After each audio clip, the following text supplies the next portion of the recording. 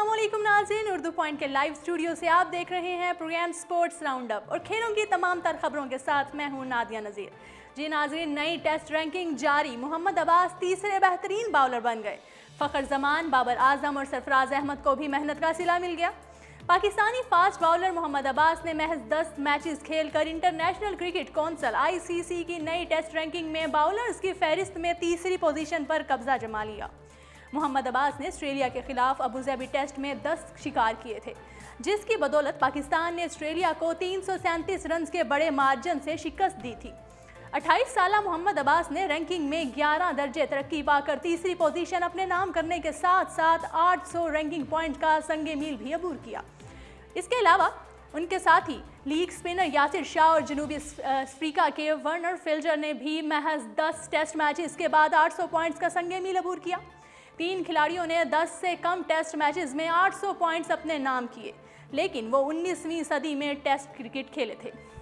England के Tom Richardson ने 1896 में महज 8 मैचेस खेलकर ये कारनामा सरअंजाम दिया। ऑस्ट्रेलिया के चार्ली टर्नर ने 1992 में 9 मैचेस खेलकर ये कारनामा सरअंजाम दिया, जबकि ऑस्ट्रेलिया और इंग्लैंड की नुमाइंदगी करते हुए जॉन फेल्स भी 1992 में 9 मैचेस खेलकर ये कारनामा सरअंजाम दिया।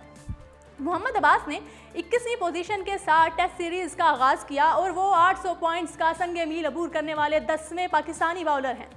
उनके अलावा फजल महमूद 18 टेस्ट, इमरान खान और वसीम अकरम 37 टेस्ट, वकार यूनस 12 टेस्ट, मुश्ताक अहमद 25, शुएब अख्तर 29 और मोहम्मद आसिफ और सईद अजमल 19 टेस्ट में ये कारनामा सरअंजाम दे चुके हैं।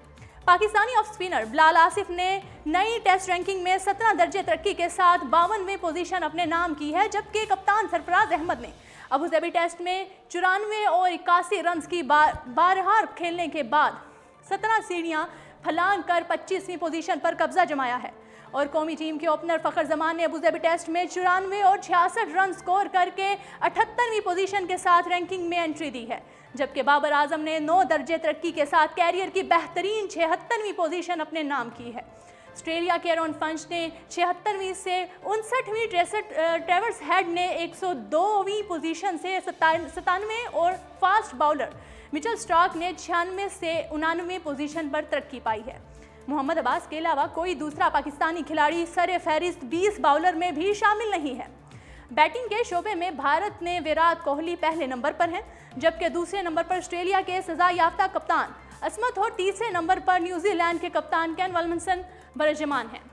आलमी दर्जा बंदी में भारत बदस्तूर पहले नंबर पर मौजूद है, जबकि जनूबी अफ्रीका दूसरे और इंग्लैंड तीसरे नंबर पर। वाज़ेह रहे कि मोहम्मद अब्बास ऑस्ट्रेलिया के खिलाफ आखिरी टेस्ट मैच 10 विकेटें हासिल कर चुके हैं करके मैन ऑफ द मैच करार पाए थे, जबकि सीरीज़ में 17 विकेटें लेने पर उन्हें मैन ऑफ द सीरीज़ का अवार्ड भी दिया गया था।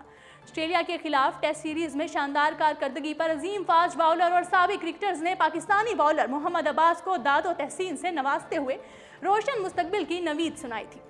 जी नाज़रीन, यहाँ हम आपको एक बड़ी खबर से आगाह करते हैं और बताते हैं कि पाकिस्तान क्रिकेट बोर्ड (PCB) की जानिब से मुकर्रर किए गए आज़ाद जज मोहम्मद हामिद फारूक ने कौमी टीम के बल्लेबाज नासिर जमशेद पर एंटी करप्शन ट्रिब्यूनल की जानिब से लगाए गए 10 साला पाबंदी को बरकरार रखने का फैसला सुना दिया। जस्टिस रिटायर्ड मियां हामिद फारूक ने नासिर जमशेद की जानिब से 10 साला पाबंदी के खिलाफ दायर की गई थी दरख्वास्त की समाअत की और फैसले को बरकरार रखा। फैसले में कहा गया है कि नासिर जमशेद पर 10 साला पाबंदी को मुकम्मल इंसाफ पर मबनी पाया गया है और ये फैसला बरकरार रहेगा।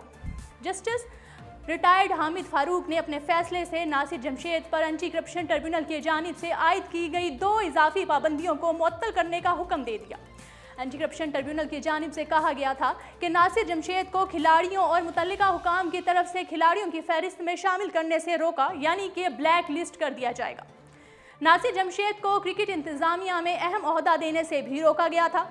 ताहम जस्टिस मियां हामिद फारूक ने इन दोनों पाबंदियों को PCB के एंटी करप्शन कोड की 6.2 के दायरकार से बाहर करार देते हुए ख़त्म करने का फैसला दिया।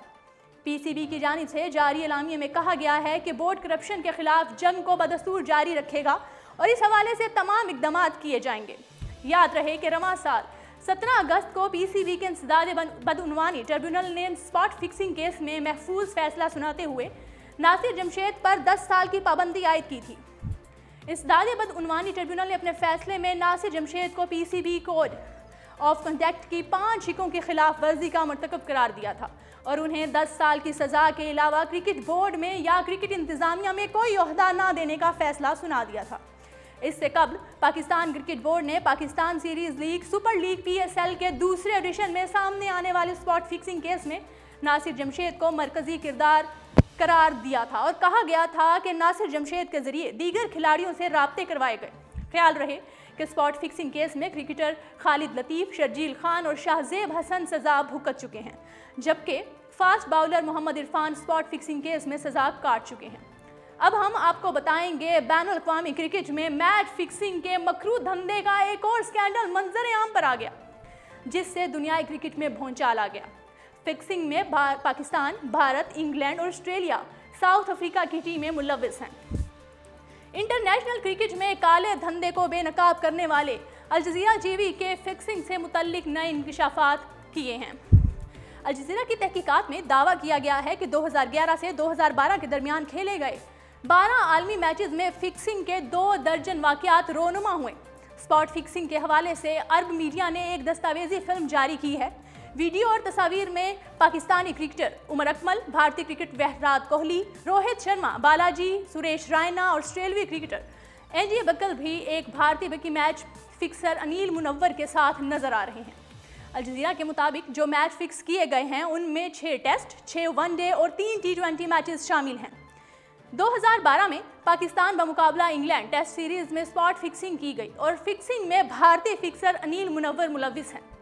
फिक्सिंग के शिकार होने वाले मैचेस में इंग्लैंड और भारत के दरमियान लॉर्ड्स में खेले गए मैचेस, साउथ अफ्रीका और ऑस्ट्रेलिया के दरमियान केप टाउन में खेले गए मैचेस समेत इंग्लैंड और पाकिस्तान के दरमियान UAE में खेले गए मुतअद्दिद मैचेस शामिल हैं।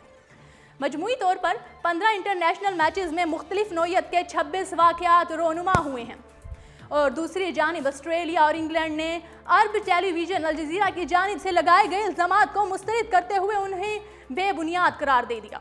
ऑस्ट्रेलिया और इंग्लैंड के क्रिकेट बोर्ड की जानिब से अल जज़ीरा की रिपोर्ट पर तरदीद सामने आ गई, ताहम अब तक पाकिस्तान की जानिब से कोई रद्द अमल सामने नहीं आया। फ्रांसीसी खबर रसा इदारे AFP के मुताबिक क्रिकेट ऑस्ट्रेलिया के चीफ एग्जीक्यूटिव का कहना है कि क्रिकेट ऑस्ट्रेलिया किसी भी खिलाड़ी की जानिब से क्रिकेट के खेल को साख्त को ख़राब करने के अमल को बर्दाश्त नहीं करेगा। उनका मज़ीद कहना था कि हमें अपने खिलाड़ियों और इस खेल की हिफाजत पर पूरा भरोसा है।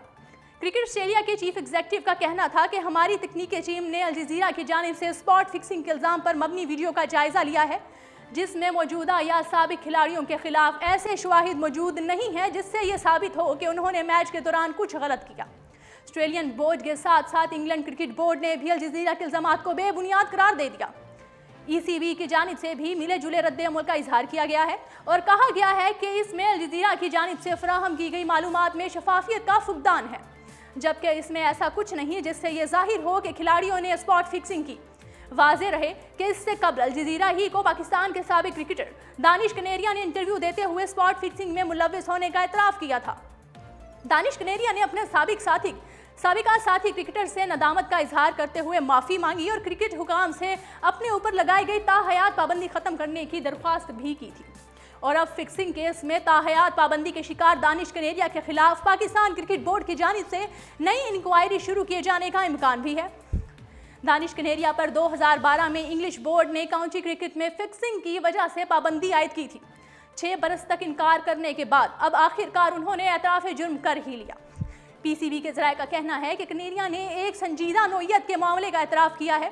उनके बारे में बोर्ड के चेयरमैन एहसान मानी लीगल टीम और एंटी करप्शन ऑफिशियल से इस्लाह मशवरे के बाद साबिक लीग स्पिनर के खिलाफ नई इंक्वायरी का हुक्म दे सकते हैं।